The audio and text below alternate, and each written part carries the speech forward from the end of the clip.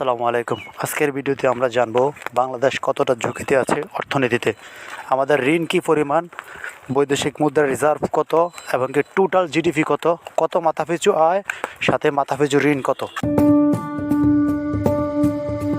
1.48 trillion ডলারের অর্থনীতিতে 100.63 billion dollar ঋণ, যার মধ্যে সরকারের প্রায় 80 বিলিয়ন ডলার, বাকিটা বেসরকারি খাতে।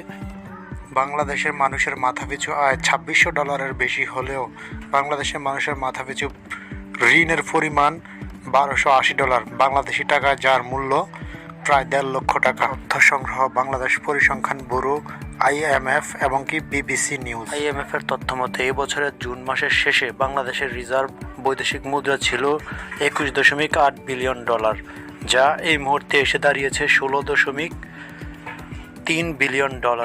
যে রিজার্ভ দিয়ে দেশের 3 মাসের আমদানি খরচ